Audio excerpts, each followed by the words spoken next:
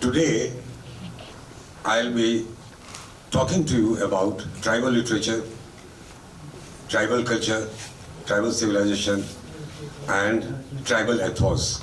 So before I start on tribal literature, I will talk on tribal civilization.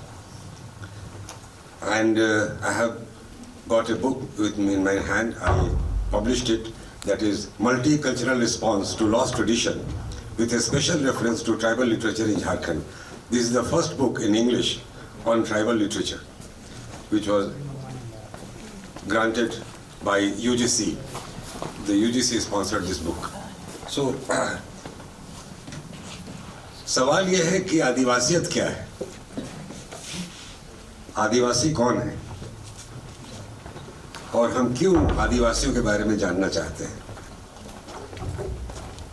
आदिवासी कोई museum piece तो नहीं है कि अचानक हमारी रुचि बढ़ गई आदिवासियों में। हमारे जैसे ही वो भी है, जैसे हाड़ मांस के हम बने हुए हैं, आदिवासी भी वैसे ही हैं जैसे और लोग होते हैं। पूरी दुनिया में आज आदिवासियों की चर्चा हो रही है, सिर्फ भारत में नहीं, पूरी दुनिया में ट्राइबलिज्म की चर्चा हो रही है, ट्राइबल्स की चर्चा हो रही है, उनके मूवमेंट्स की चर्चा हो रही है। यहाँ तक कि ऑस्ट्रेलिया के प्राइम मिनिस्टर ने आदिवासियों से माफ़ी मांगी है। क्यों? इसलिए कि उन पर अत्याचार किया गया, भयानक अत्याचार किया गया।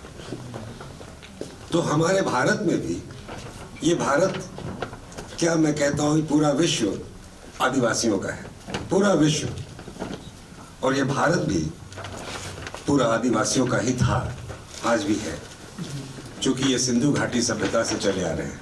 अगर मैं कहीं गलत हूँ तो वंदना, मुझे तुम करेक्ट कर देना। हाँ, तो आदिवासियत क्या है? हम जानते हैं कि आदिवासी प्रकृति प्रेमी होते हैं। उनके लिए उन्होंने चांद को देखा, उसकी वंदना की, सूरज को देखा, उसकी वंदना की, जल को देखा, उसकी वंदना की, आसमान को देखा, उसकी वंदना की। एक बड़ी इंटरेस्टिंग, मैं एक चुटकुला सुनाता हूँ तुमको कि कुछ अंग्रेजों को बड़ा शौक था देश को ढूंढने का। जैसे कोलंबस हो गया, वास्को डी गामा हो गया, इन लोगों को बहुत शौक था कंट्री खोजने का, कंट्री ढूंढने का। तो कोलंबस ने अमेरिका खोज लिया, वास्को डी गामा ने भी बहुत सारी कंट्रीज खोज लिए। तो कुछ अंग्रेज, खासकर वो पादरी लोग थे, वो अपने शिप पे चले आ रहे थे। तो उन्होंने देखा एक जंगल में कुछ आदिवासी पूजा कर रहे थे। पूजा कैसे कर रहे थे?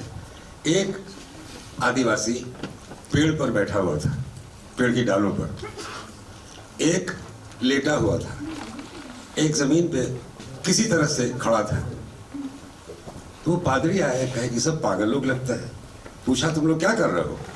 तो कहा कि हम लोग पूजा कर रहे हैं। तो पादरी ने कहा कि पूजा ऐसे नहीं होता है, पूजा की एक पद्धति होती है, एक प्रोसेस होती है। तुम ऐसे नील डाउन करो, ऐसे करो, वैसे करो, फादर की पूजा करो, स्पिरिट की पूजा करो, वगैरह वगैरह। सब आदिवासियों ने वो करना शुरू कर दिया। कहा कि हाँ, this is the way you pray to the god, to the Jesus. उसके बाद वो चले गए अपने शिप पे। तो जब शिप पे चले गए तो देखा कि उसी पानी में एक आदिवासी दौड़ता हुआ चला आ रहा है। पूछा फादर से कि फादर, हम भूल गए, फिर से बताओ ना कैसे प्रार्थना की जाती है। कहा कि भाई तुम आखिर पानी में दौड़ते हुए कैसे चले आए? कहा कि नहीं, हम तो दौड़ते रहते हैं। तो नहीं, तुम कैसे चले आए? अरे यार, तुम जैसे करते थे वैसे ही करो, भूल जाओ हमने जो को सिखाया। तो ये जो पुरानी परंपरा हमारी है, वो पुरानी परंपरा, वो हमने आदिवासियों से सीखी है। लेकिन इस बीच में बहुत सारे आक्रमण हुए। आक्रमण हमारे देश की मैं बात करता हूँ, हमारे यहाँ आर्यन आक्रमण हुआ। कुछ लोग कहते हैं माइग्रेशन थ्योरी कहते हैं, कुछ लोग आक्रमण कहते हैं। हमारे यहाँ बहुत सारे लोग आए, हमारे यहाँ इतने लोग आए कि गिनाना बहुत मुश्किल है। हूण आए, और हूण के पहले शक आए, फिर ग्रीक्स आए, फिर मुगल्स आए, वगैरह वगैरह। ये सब लोग आते गए और सबसे बड़ी बात है कि जो हमारी उस समय की श्रमण परंपरा थी बुद्धिज्म की, तो वो सब में शामिल होते गए, चाहे वो शक हो या हूण हो या ग्रीक्स हो, वो सब शामिल होते गए। सिर्फ आक्रमण कहाँ से हुआ? तो मुगलों से, और उसके बाद स्थितियाँ बदलती चली गईं। फिर अंग्रेज़ आए। तो कहने का मतलब है कि ये जो हमारा समाज है आदिवासियों का, बहुत सरल, सहज, और वो प्रकृति से जुड़े हुए रहे, प्रकृति से इतने जुड़े हुए रहे कि उनका एक कम्यून लाइफ हो गया। उनके घरों में ताला नहीं लगता था, साझा चूल्हा होता था। जो साझा चूल्हा की बात हम करते हैं पंजाब में था, वो हमारे आदिवासी घरों में भी था कि वहाँ कोई चोरी डकैती कुछ नहीं होती थी। सब लोग बड़े आनंद से वो रहते थे, वो नृत्य में, संगीत में डूबे रहते थे, और एक आम जिंदगी, बहुत मामूली जिंदगी, लेकिन प्यारी जिंदगी जीते थे। इसलिए उनके साहित्य में वो प्रतिरोध का साहित्य नहीं मिलेगा जो दलित साहित्य में है, क्योंकि वो प्रकृति प्रेमी है और प्रकृति के साथ उनका बहुत ही सामंजस्य रहा है। वो उनका मादर बजाना, उनका ढोल बजाना, उनका नगाड़ा बजाना और तुरही बजाना, बांसुरी बजाना, ये सारी चीज़ें मिलकर उनको एक औजार देती है कि कैसे वो अपनी संस्कृति को जिंदा रख सकते हैं। हमारे यहाँ बहुत सारी जनजातियाँ हैं। जनजाति शब्द कहना मुझे अच्छा नहीं लगता है, मैं उन्हें आदि धर्म के लोग के कहूँगा, मैं आदिवासी कहूँगा। और ये बड़ा अजीब है कि आज तक उस धर्म को भारत सरकार ने रिकॉग्नाइज नहीं किया है जो सरना या आदि धर्म। रामदयाल मुंडा कहते थे आदि धर्म, और यहाँ के लोग सरना कहते हैं कि सरना, दोनों एक ही चीज़ है। तो उनके धर्म का एक कॉलम होना चाहिए जो आज हमारे यहाँ नहीं है। और ये मैं बता दूं कि वो उस लड़ाई में बहुत लोग शामिल हैं, हम भी शामिल हैं कि उनको एक धर्म का नाम मिलना चाहिए जो आज चल रहा है। खैर, अब मैं आगे बढ़ता हूँ उनके साहित्य की तरफ। चूँकि समय कम है और लोग बोलने वाले हैं, तो मैं ज़्यादा समय नहीं लूँगा। तो अब लोग कहते हैं कि भाई दलितों को जोड़ते हैं आदिवासियों से, तो दलितों की समस्या अलग है और आदिवासियों की समस्या अलग है, ये हमें समझना पड़ेगा। दलित जो है वो हिंदू धर्म के चतुर्वर्ण में आता है, इसलिए उनकी समस्या अलग है। और आदिवासी हिंदू नहीं है, वो चतुर्वर्ण में नहीं आते, उन्हें अन्य कहा गया है, उन्हें अन्य कहा गया है। इसलिए आप देखेंगे, अगर आप वेद पढ़ेंगे तो वेद में आप देखेंगे कि इंद्र की लड़ाई असुरों से होती रही है, लड़ाइयाँ होती रही हैं जानवरों के लिए, ज़मीन के लिए, खेतों के लिए। इंद्र लड़ते रहे हैं आदिवासियों के साथ, और कहीं वो जीतते हैं, कहीं हारते हैं। तो कहने का मतलब ये है कि जो हम लोग पौराणिक साहित्य में जाते हैं या अभी आते हैं, तो अभी देखता हूँ मैं कि बार बार लोग लिखते हैं दलित एवं आदिवासी, लेकिन दलित अलग है, आदिवासी अलग है, इसको हमें समझना पड़ेगा। दलित हिंदू चतुर्वर्ण में आते हैं, जबकि आदिवासी चतुर्वर्ण में नहीं आते, वो अलग है, उनकी समस्याएं अलग है। उनकी समस्या जल जंगल ज़मीन की है, जल जंगल ज़मीन की है, और जिसको बचा के रखा है आदिवासियों ने, उस जल जंगल ज़मीन। और उसकी लड़ाई, जल जंगल ज़मीन की जो लड़ाई है, वो पहले भी थी, आज भी है, और शायद आगे भी चलती रहेगी।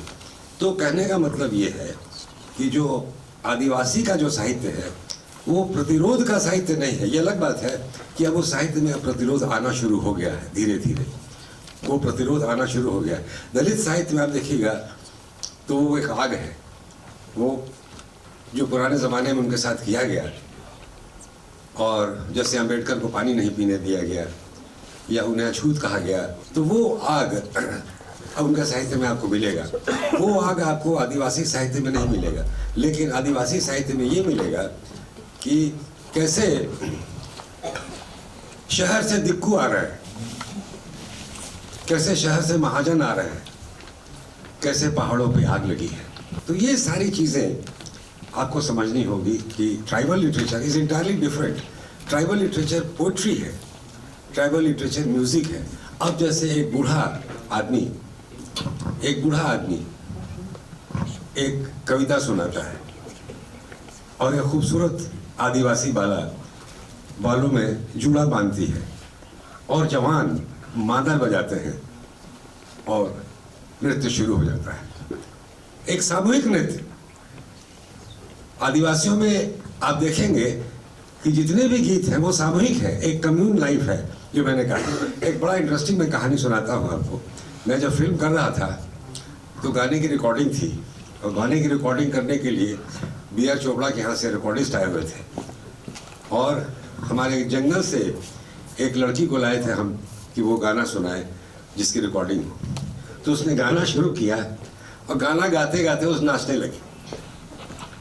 तो रिकॉर्डिस्ट ने कहा कि सर कैसे हम रिकॉर्ड करेंगे, ये तो नाच रही है। तो हमने कहा कि आदिवासी जब गाता है तो नाचता है, बगैर नाचे हुए गाएगा नहीं। तो मैं क्या करूं? कहा तुम भी नाचो उसके साथ। वो सादरी में था और रिकॉर्डिस्ट ने भी नाचना शुरू कर दिया। And you will not believe, वो रिकॉर्डिस्ट इतना खुश हुआ कि बाद में वो सादरी सीख लिया, बम्बई का आदमी, गाना गाने लगा। कहा कि सर इतना मज़ा तो मुझे कभी भी नहीं आया। इसलिए आप देखेंगे कि जो हमारे यहाँ भारतनाट्यम नृत्य है या कथकली है या ये सारे एकल नृत्य हैं, ये सामूहिक नृत्य नहीं है। लेकिन आदिवासियों के यहाँ जो नृत्य है, जो संगीत है, वो सामूहिकता है, उसमें कम्यून लाइफ है। वो एक साथ डांस करते हैं, एक साथ गाते हैं। और ये अजीब बात है कि हर जगह का अलग अलग उनका ये स्टाइल है। लोहरदगा में अलग स्टाइल है, खूंटी में अलग स्टाइल है, जैसे ये सारी चीज़ें स्टाइल से अलग अलग है, लेकिन सब सामूहिकता के साथ है। अब मैं आता हूँ आपको लैंग्वेज पर, थोड़ा सा बताता हूँ मैं कि हमारे यहाँ एक डिबेट चलता है कि कौन सी पुरानी भाषा है। आपको सुनकर ताज्जुब होगा, जो मेरी अपनी रिसर्च है, you might refute it. Kurukh जो उरांव की भाषा है, मैं उसे सबसे पुरानी भाषा मानता हूँ, कुड़ुख। इसलिए कुड़ुख और तमिल करीब करीब समानांतर थे, लेकिन कुड़ुख वो स्थान नहीं पा सका जो आज तमिल का है, इसलिए कि उनका अपना स्क्रिप्ट नहीं हो सका और वो रिटन फॉर्म में नहीं आ सके। आप ज़्यादा समझेंगे जो मैं बात कर रहा हूँ कुड़ुख की। लेकिन कुड़ुख बहुत पॉपुलर हुआ, यहाँ तक कि वो फॉरेन तक गया, अफगानिस्तान तक लोग कुड़ुख बोलते थे। आज तो श्रीलंका वगैरह में भी बोल रहे हैं, नेपाल में बोल रहे हैं, आसाम में बोल रहे हैं। और एक्चुअली ये उरांव लोगों की भाषा है, जो फिर साउथ से फिर यहाँ आए, झारखंड में आए। तो कुड़ुख वो उतना आगे नहीं बढ़ सका जितना उसे बढ़ना चाहिए था, लेकिन वो बहुत पुरानी भाषा है। और उसका हम लोगों ने मिथ के साथ भी जोड़ा है, राम और रावण के युद्ध के साथ, हनुमान के साथ वगैरह वगैरह। तो वो मिथ में मैं नहीं जाऊँगा, मिथ में जाना बड़ा कंट्रोवर्शियल हो जाएगा, इसलिए मैं मिथ में नहीं जाऊँगा, वो बड़ी लंबी कहानी हो जाएगी। तो ये है कि जो मुंडारी भाषा को देखिए, मुंडारी में इतनी कविताएं लिखी गई हैं, इतनी खूबसूरत कविताएं, और गाने लायक गाई गई, और उन कविताओं को हमने नहीं समझा, हम भारतीयों ने नहीं समझा। समझा कौन? एक अंग्रेज, हॉफमैन ने 15 वॉल्यूम में, 15 वॉल्यूम था ना, 16 वॉल्यूम में अनुवाद किया मुंडारी कविताओं का। और बहुत एक से एक गाने, एक से एक कविताएं, एक से एक गीत, मुंडारी कविताओं को उसने अंजाम दिया अपनी भाषा में। इसके बाद उसने ही ये तय किया कि आदिवासियों के लिए एक लॉ बनना चाहिए, इसलिए कि जो महाजन जंगलों में आ चुके थे, वो चाहे अंग्रेज हो या महाजन हो, वो आ चुके थे, उनकी ज़मीनें लूटी जा रही थी। तो उसके बाद उन्होंने शेड्यूल्ड एरिया डिक्लेयर किया। ये शेड्यूल्ड एरिया है, 5th शेड्यूल। और आपको ताज्जुब होगा जानकर, और उसमें ग्राम सभा को कहा गया कि ग्राम सभा ही सारा कुछ नियंत्रित करेगा। लेकिन अफसोस के साथ कहना पड़ता है कि ग्राम सभा नहीं, अब वो ग्राम पंचायत उसको करती है। तो ये सारी चीज़ें हैं जो आदिवासियों के साथ हमें सोचना होगा कि आदिवासियों पर उनको क्या क्या संघर्ष झेलना पड़ रहा है, चाहे वो विदेश हो या देश हो। ऑस्ट्रेलिया के प्राइम मिनिस्टर ने माफ़ी मांगी, और अमेरिका के कुछ एक्टर्स थे, उन्होंने कहा कि हॉलीवुड में इन्हें रोल जो दिया जाता है वो बहुत ही माइनर कैरेक्टर का दिया जाता है, छोटे रोल्स दिए जाते हैं, तो उन्होंने कहा कि इन्हें मेजर रोल्स दिए जाए। और फिर एक बात और कही गई कि जो एक बड़ी इंटरेस्टिंग बात है, जो आदिवासी वो जो कन्वर्ट हुए क्रिश्चियंस में, तो आपको ताज्जुब होगा कि वो भी क्रिश्चियंस थे और गोरे भी जो थे वो भी क्रिश्चियंस थे, लेकिन गोरे लोग अटैक करते थे। तीनों ने पूछा कैसा, वो क्यों करते हैं? किसी गोरे ने पूछा तो कहा कि they are bad Christians because they are black, they are bad Christians, we are white. तो ये देखिए, ये फर्क वहाँ भी है, वाइट एंड ब्लैक का, अमेरिका में भी, वो अपने कम्युनिटी में भी है। तो ये जो सिंधु घाटी की सभ्यता है, जो हम कहते हैं कि सिंधु घाटी की सभ्यता और मेसोपोटामिया की सभ्यता एक साथ डेवलप होती थी, और आप ताज्जुब करेंगे कि वो सभ्यताएं बहुत ही महान थी, अच्छे अच्छे घर थे, अच्छे अच्छे स्नानागार थे, अच्छे अच्छे नहाने की जगह थी, हमाम बने हुए थे, सारा कुछ खत्म हो गया। वो आदिवासी सभ्यता थी। अभी तक उस लिपि को पढ़ा नहीं गया है, सिंधु घाटी में क्या लिपि थी, क्या भाषा था, लेकिन पढ़ा नहीं गया है। लेकिन कुछ दिनों में वो भी पढ़ लिया जाएगा, मैं श्योर हूँ। उसको कुछ दिनों में लोग पढ़ लेंगे, कुछ जान जाएंगे, तब और मालूम चलेगा कि सिंधु घाटी में क्या सभ्यता थी, क्या भाषा बोली जाती थी, और कैसे लोग रहते थे, क्या खाते थे, क्या पीते थे, और कैसे अपना दिनचर्या वो ये करते थे। तो कुल मिलाकर आदिवासी लिटरेचर, आदिवासी साहित्य, आदिवासी सभ्यता, आदिवासी संगीत, आदिवासी जीवन शैली हम अलग नहीं कर सकते, सब मिली जुली है। ये सामूहिकता में जीते हैं, इनका जीवन सामूहिकता में है, प्रकृति के साथ है, प्रकृति की गोद में है, जहाँ चांद है, आसमान है, और पानी है, जल है, जमीन है, सारा कुछ है।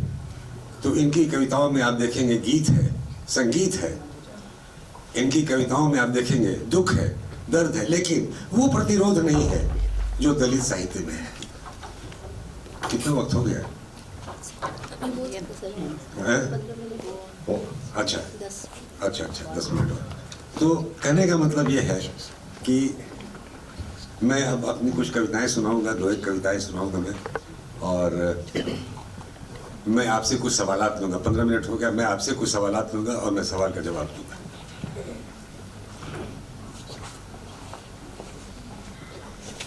आप कुछ सवाल पूछे मुझसे। हमने कुछ भूमिका आपको दे दी, आदिवासी समाज के बारे में, आदिवासी साहित्य के बारे में, आदिवासी संगीत के बारे में। अब मैं आपसे दरखास्त करूंगा कि आप कुछ सवाल कीजिए मुझसे जिसका मैं जवाब दूँ, because it should be interactive. ये नहीं कि मैं बोलता जाऊं और आप सुनते जाएं। क्या? So now the floor is open for the interactive session. So just to make it more interesting, all of you, if you have any queries, anything you want to ask, कुछ भी आप सर से पूछना चाहते हैं इस संदर्भ में, तो yes. Someone please rotate the mic. Any volunteer? Mic. Give him mic.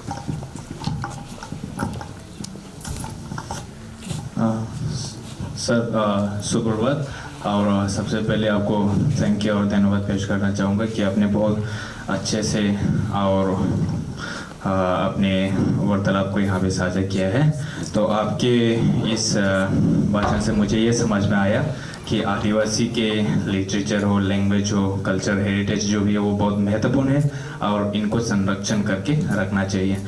और जैसे आजकल के समय में हम आदिवासी नहीं कहूँगा, जो एंशियंट लिटरेचर हो या एंशियंट सभ्यता हो, उनके बारे में बहुत जोर देते हैं और उसको प्रैक्टिस करने के लिए बहुत लोगों को जागरूकता करते हैं। तो क्या इसका मतलब यह भी है कि जैसे अभी आपने जिक्र किया है, the Adivasi way of living is very interesting, you should learn about all this thing, right? So ये इसका मतलब ये भी होता है कि जैसे आदिवासी जो लोग रहते हैं पुराने ज़माने में, तो आजकल की तरह नहीं रहते हैं, वो जंगल में रहते हैं, अपना ये खान पान सब उसी में किया जाता है। और क्या हमको भी उसी दौर में वापस जाना चाहिए कि हमको भी जंगल में आराम से बैठना चाहिए या उसी तरह जीवन शैली जो प्रदर्शन करना चाहिए? जैसे एक किताब लिखा था जो हेलन नॉर्बर्ग ने, एंशिएंट फ्यूचर बोल के, जो आपने पढ़ा होगा उसको, तो उसने भी शायद कभी कभी यही जिक्र किया है कि हमें अपने जो व्यवहार है, जो वे ऑफ लाइफ है, बहुत मॉडर्नाइजेशन ना होकर थोड़ा एंशिएंट स्टाइल में भी गुजरना चाहिए ताकि अच्छा। Very good question, very good question. मैं बता रहा हूँ, मैं सेंट्रल यूनिवर्सिटी में जब था तो एक अमेरिकन राइटर का मैंने एक लेक्चर रखा था। क्या नाम था उसका राइटर का? Mark Levy. Mark Levy.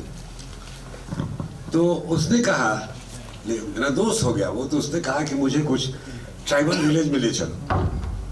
तो ठीक है, तो मैं उसे मांडर के आगे कहीं ले गया।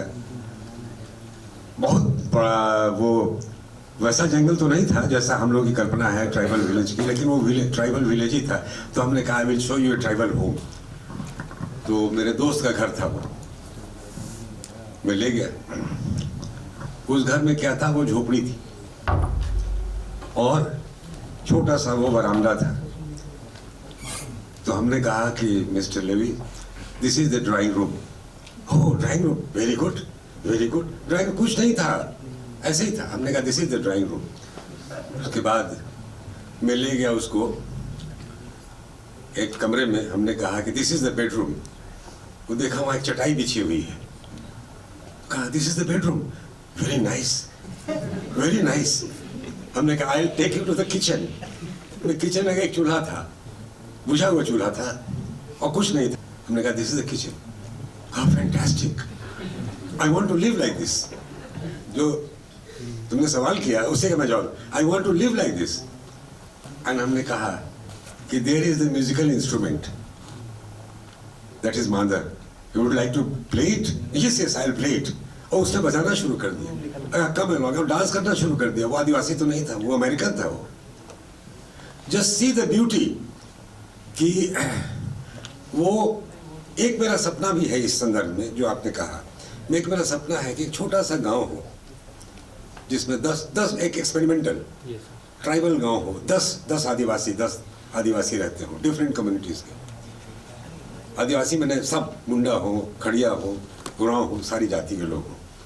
उनको छोटा छोटा घर हो, उनका छोटा छोटा घर, उसके साथ उनको जीवन यापन के लिए वो जो काम करते हैं, जैसे कोई पेंटिंग करता है तो पेंटिंग करे, जो टेलरिंग करता है वो टेलरिंग करे, इस तरह से जो गाना गाता है वो गाना गाए, वगैरह वगैरह। और कोई एजेंसी मार्केटिंग करे इसकी बाहर में जाकर के। और ये जो है going back to the nature, ये तो बहुत पुराने ज़माने से चला रहा है। आप वर्ड्सवर्थ की कविता पढ़िए, किट्स की कविता पढ़िए, शेली की कविता पढ़िए, या हिंदी में बहुत सारे लेखक हैं, कवि हैं जो कहते हैं कि प्रकृति की ओर चलो।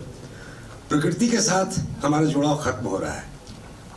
हम कंक्रीट की सभ्यता में, कंक्रीट, दिस इज कंक्रीट, यहाँ मिट्टी नहीं है। लेकिन जब तक मिट्टी नहीं होगा हम अपना भावबोध खो देंगे।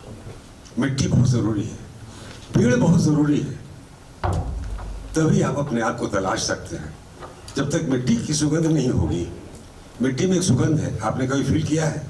मिट्टी को सूंघिए, आपको एक सुगंध की प्राप्ति होगी, उसमें बड़ा अच्छा लगेगा। हम रोज मिट्टी के सामने ही रहते हैं सर इधर। अच्छा, या पहली बारिश होती है तो मिट्टी की खुशबू कैसी होती है। तो आपको आदिवासी को फ्रिज नहीं चाहिए जो जंगल में है।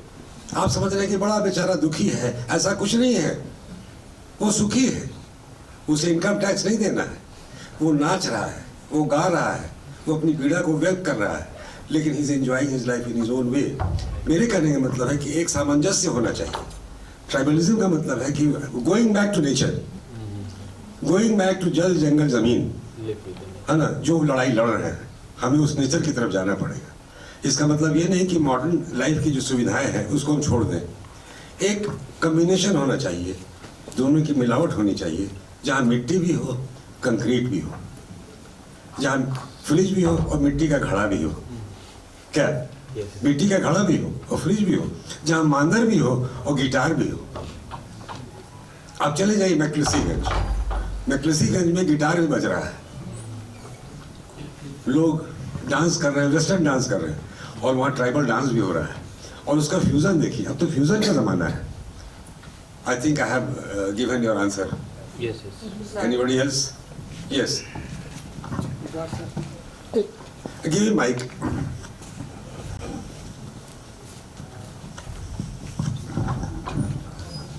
सर, आपने अभी हमें बताया कि आदिवासी साहित्य और दलित साहित्य दोनों का मैटर अलग अलग है। जैसे आदिवासी साहित्य जल, जंगल, जमीन, ये तीनों के इर्द गिर्द घूमते हैं। उसी तरह दलित साहित्य के मैटर अलग हैं। तो मैं थोड़ा आपसे जानना चाहता हूँ कि ट्राइब्स एंड कास्ट में मुख्य फीचर्स कैसे हम अंतर कर पाएंगे कि वो ट्राइब्स हैं, वो caste. Very good question and very intelligent question. अब मैं आपको दलित लिटरेचर पे आता हूँ। दलित लिटरेचर जो पहले हमारे देश में महाराष्ट्र में शुरू हुआ, महाराष्ट्र में दलित का लिटरेचर काफ़ी लिखा गया, फिर तमिलनाडु में लिखा गया, फिर हिंदी में लिखा गया। तो वो क्या है? वो आक्रोश है सदियों का, सदियों का आक्रोश है, एक दिन का नहीं, हजारों साल का आक्रोश है। वो हिंदू समाज में 4 वर्ण बनाए लोगों ने, ब्राह्मण, वैश्य, क्षत्रिय और शूद्र। शूद्रों को पढ़ने का अधिकार नहीं था, पढ़ने का अधिकार नहीं था। शूद्रों को यहाँ तक कि पानी पीने का भी अधिकार नहीं था। तो शूद्रों ने बहुत झेला, दलितों ने बहुत झेला है, इतना झेला है जिसका कोई हिसाब नहीं है। यहाँ तक कि नगर के बाहर उनको कर दिया जाता था, गांव के बाहर उन्हें कर दिया जाता था। अब जैसे आपने पूछा कास्ट, वर्ल्ड के बाद कास्ट सिस्टम आया, और आपको सुनकर ताज्जुब होगा कि हर वर्ण में, हर कास्ट में उपजातियां भी हैं। ब्राह्मणों में ही कम से कम 50 जातियां हैं, ब्राह्मणों में। क्षत्रिय में 50 जातियां हैं, दलितों में एक दलित नहीं होता, हजारों जातियां हैं, और जातियों के अंदर जातियां हैं। तो बड़ा अजीब देश है भाई हमारा, जातियों के अंदर जातियां हैं, इतनी जातियां हैं जिसका कोई हिसाब नहीं, गोत्र भी हैं। तो जो दलितों में जो आक्रमण हुआ और जो, तो वो आक्रोश फूटा फूले जी के द्वारा। फूले जी जो जात के माली थे, और उन्होंने इसको समझा कि हमें पढ़ना होगा और लिखना होगा, और जब तक हम पढ़ेंगे नहीं तो हम जागेंगे नहीं। तो उनकी पत्नी सावित्री बाई फूले ने पहला स्कूल खोला औरतों के लिए, औरतों के लिए, लड़कियों के लिए। और उच्च जात के लोगों ने उन पर पत्थर फेंके, कीचड़ फेंके, लेकिन सावित्री बाई फूले वो स्कूल चलाती रही। तो वहाँ से शुरू होता है। अम्बेडकर बाद में आए। अम्बेडकर को पानी नहीं पीने दिया गया, जहाँ कुत्ते पानी पी रहे हैं, लेकिन उन्हें पानी नहीं पीने दिया गया। स्कूल में उन्हें बाहर खड़ा किया जाता था। अभी भी मैं देखता हूँ कहीं कहीं स्कूलों में उनके बर्तन अलग होते हैं। और आप ताज्जुब कीजिएगा, एक लेटेस्ट मैं बात बता रहा हूँ, आज की दुनिया में, आप पुलिस मेस में मैंने जाकर के रिसर्च किया, वो हर जाति का बावर्ची खाना अलग है, हर जाति का बावर्ची खाना अलग है। जब बाबर आया इस देश पर, आक्रमण किया उसने, वो हार रहा था, वो जार लौट रहा था, कहा कि मैं नहीं रहूंगा, मैं यहां लोग मुझे मार देंगे। एक रात उसने देखा कि बहुत जगह से वो देखा कि वो अंगीठी जल रही है। तो पूछा अपने लोगों से कि भाई अंगीठी कितनी क्यों जल रही है, इतनी सारी अंगीठियां जल रही हैं। तो कहा हर जाति के लोग अपना अपना खाना पका रहे हैं। तो कहा अब मैं नहीं जाऊंगा, आई विल रिमेन हियर, अब मैं जीतूंगा इस देश को। और बाबर टिक गया और बाबर जीत गया। इतनी जातियां थी हमारे, हजारों जातियां। तो कहने का मतलब ये है कि हमें अपना तलाशना पड़ेगा। तो वो जो पीड़ा है दलित की, वो जो पीड़ा झेला है दलित ने, उसकी रचनाओं में आपको मिलेगा। वो पीड़ा आदिवासियों के नहीं है, इनकी पीड़ा अलग है। आदिवासी की पीड़ा अलग है, आदिवासियों की पीड़ा महाजन की पीड़ा है, आदिवासियों की पीड़ा जो है जमीन लूटने वालों की पीड़ा है, आदिवासियों की पीड़ा जो माइंस लगाए जा रहे हैं इनके गांव में उसकी पीड़ा है। इनके यहाँ वो छूत छात की बात नहीं है। ये तो बाहर रहते थे, जंगलों में रहते थे, इन्हें तो जंगल में रख दिया गया। ये तो जंगल में रहते थे, इन्हें कोई मतलब ही नहीं था आपकी जाति प्रथा से। और ये हिंदू भी नहीं थे, हिंदू नहीं मानते थे। ये अपने चांद सितारों तारों को मानते थे, ये सिंह मोंगा को मानते थे, मानव गुरु को मानते थे। ये तो हिंदू कस्टम में, हिंदू सिस्टम में कभी थे ही नहीं। इसलिए आदिवासियों की समस्या अलग है, दलितों की समस्या अलग है। ये मैंने कहा, दलितों ने बहुत झेला है। Okay Sir, I am Jubina Rosa, research scholar from Tribal Studies Department. Sir, as many people mentioned here, and sir also mentioned, like we are romanticizing, I think over romanticizing the nature. See, our subject and sir's topic is also the language and literature, especially Sahitya, literature. So, there are threats from the nature itself. So we are also part of the nature. Like nature is different. We are human beings. Said I think so. According to my opinion, like we are also part of the nature. How this literature is perceiving this nature, or how it is being represented in the literary works of tribes. there is no problem. Let them do that. Yeah. Let them do that. What is the problem? Yes, sir. I think we are. I mean, we people are over romanticizing. If they want to live like that, it's okay, it's fine. That is what I said. That they are enjoying their life without modern amenities. Without modern amenities in the forest. You go to forest and see how they are enjoying life. Yes, sir. So there is I no was- problem if they are passing from there. Just for example. Oh, अब हमारे यहाँ कोई मर जाता है, हम या तो जला देते हैं या दफना देते हैं। लेकिन ट्राइबल्स में दे बिलीव कि हमारे पुरखे अभी भी जिंदा हैं, हमारे घर में हमारे साथ हैं। That is their belief, let it be. Why you want to encroach upon them their belief system?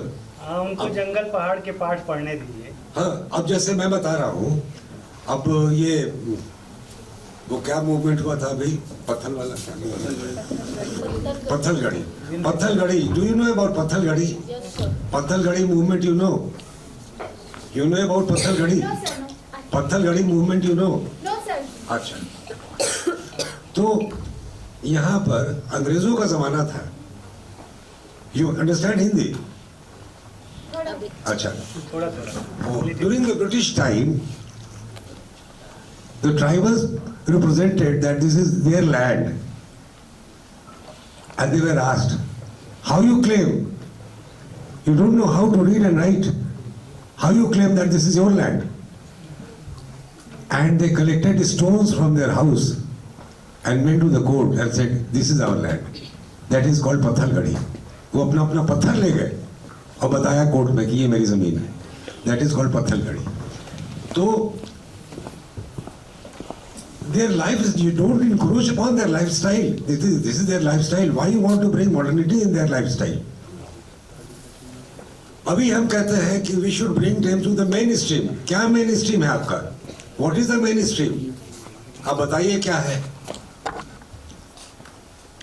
दहेज नहीं मिलने पर हम बहुओं को जला देते हैं, यही mainstream, इसी mainstream में लाना चाहते हैं आदिवासियों का। आपने कभी नहीं सुना होगा कि दहेज के लिए किसी बहू को जलाया गया हो आदिवासियों में। वहां दहेज सिस्टम नहीं है। वहां यह भी सिस्टम है कि अगर आप किसी लड़की से प्यार करते हैं तो आप उसको लेके भाग सकते हैं और वो समाज उसको स्वीकृति देगा। सिर्फ पूरे समाज को खाना खिलाना पड़ेगा। क्या ये सिस्टम है? मिनिस्ट्री में नहीं है। मिनिस्ट्री में कहेगा अरे फलाने की लड़की फलाने के साथ भाग गई। आदिवासियों में ऐसा नहीं है। They are very modern. वो अलग है, वो अलग लाइफ है, अलग जिंदगी। क्यों why you want to encroach upon them, why you want to bring to the so called mainstream? मैं समझ नहीं रहा हूँ मेन स्ट्रीम क्या है। फैलेसी है sir, Fallacy. Okay. Now I think. Yes, thank you so much, sir. So, with sirs. Can I have my tea? Yes, Sure, sir, sir, please, sure, sir, sir. please, sir. We will.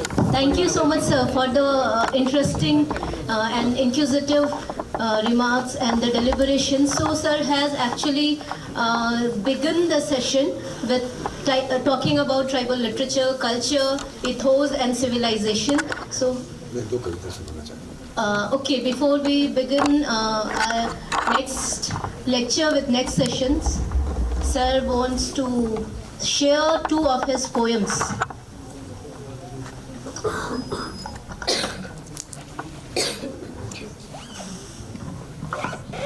Hello. Hello. I am reciting 2 poems in Hindi.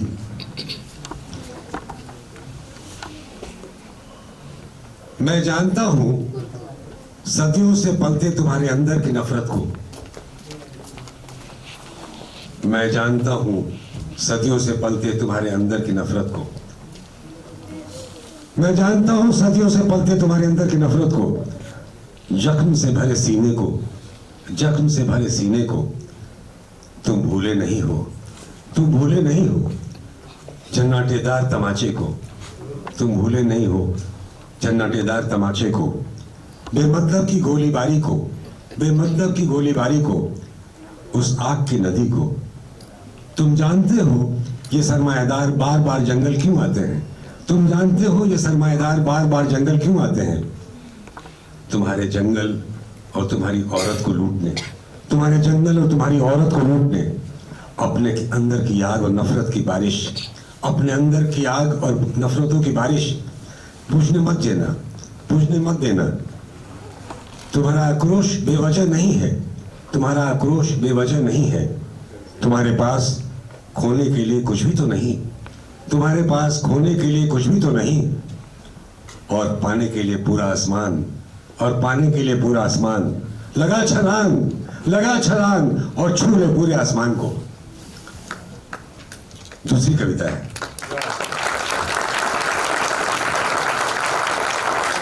सन्नाटा। कोयले की आग से धड़कती हो तुम, कोयले की आग से चमकती हो तुम, कोयले की आग से चमकती हो तुम। पेड़ों पर खिलते हुए फूल, पेड़ों पर खिलते हुए फूल।